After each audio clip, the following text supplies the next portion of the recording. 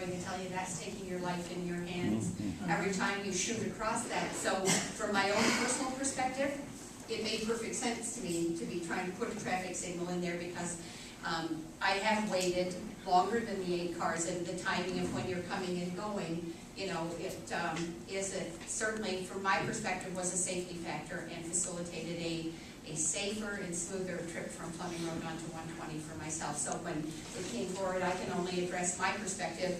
Great, they were investing some state money in an improvement that I believe belonged in McHenry County. So I can only assume, I can't speak for my colleagues at that point in time, but I think that's the asking of why. But certainly getting more information at that preliminary point is a good thing. If they have studies, you know, a copy of the study so we can see exactly what they identified as a problem. And it might just been a problem during specific peak hours and not overall, but, you know, information that would be good to have, and an IDOT representative so we can ask those questions of them and let them answer them. Ms. Peschke. Yeah, of course, I have to drive it every day. And it seems to me that there's only 2 ways to go. You can go right or left. But I was confused as to about the right turn because right now, if you pull up far enough and you're turning left, there is room for somebody making a right turn. And there are fewer people seemingly making a right turn than a left turn. But even so, they're completely stymied until the last car moves up. But on the other hand, if you're already putting a left turn lane in, then I'm not sure why you would need a right turn lane additional to what's already there. I mean, that would allow, you know, 2 cars at the same time. I don't know, how much stack time is there in the left turn lane? Was it just 185? No, it's, the storage lane is 215 feet long.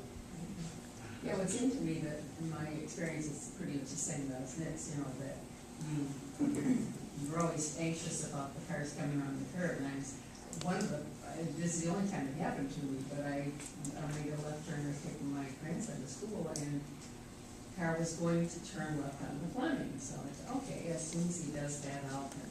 Apparently, just as I was sitting there, there was another car hidden behind that turning car.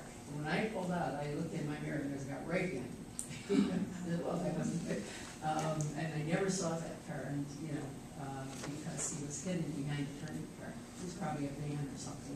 And if you couldn't see him, how does he see you all? Oh, well, it's like,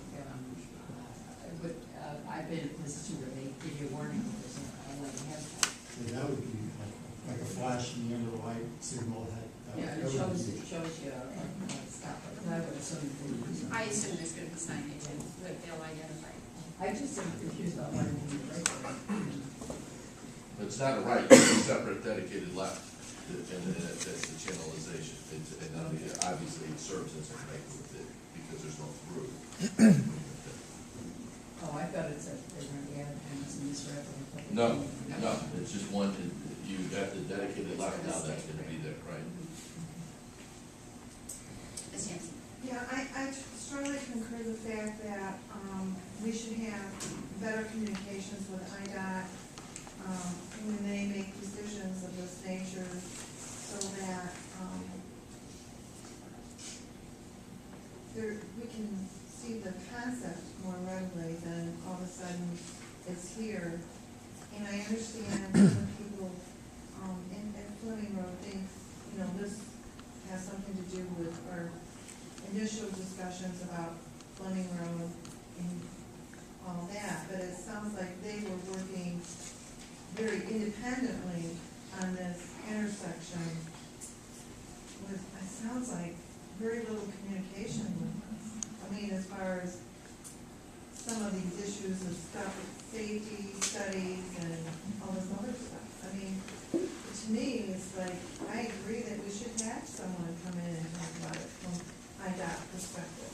But, you know, A different way of doing business with them, because it was not that they provided those studies for staff when they approached you about this is a project they were going to undertake and we get to work with them.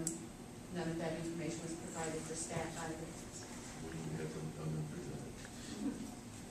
Well, I think moving forward, that would be the direction, and at this point in time, I think we're gonna go ahead and vote on this, but if staff could reach out to IDOT so that at the next meeting you could answer some of the questions, if there are studies on the safety issues, could we get a copy of them, and if you wouldn't mind summarizing them so that people would know what we found out, and what do they intend to do to prepare motorists on the 120 side of this traffic signal so that we have some level of comfort with what they're doing with the traffic signal. Okay? And then if there's any other questions, please get them to us so we can get them to them in advance so that they can answer them. That would be great. Okay. Then, Ms. Pesky. I guess I would say, is this a train that we can't stop? Is that what we're hearing? I mean, if they've already left the bids, this would be informational for us. But, you know, we still have some more coming on the track and there's nothing. Well, it sounds to me like it is. I believe that the decision was made in 2010 when we approved it. If we had chosen, and I don't know that with the full extent, we certainly could have maybe had a louder voice in the discussion of the project at that point in time, but again, it's an IDOT project, and as you pointed out, when we were dealing on Algonquin Road with a lesser jurisdiction, we did the studies, and based on the outcome of the studies, we made a determination to make an intersection improvement, and then the lesser jurisdiction was left to work with us. So I believe, from a legal perspective, we're dotting the i's and crossing the t's, Christine, at this point in time, but again, as the project has been bid and the decision was made a year ago, basically, I think the train left the station. Yes, Virginia, it is. So right now, today, we're just acting on that.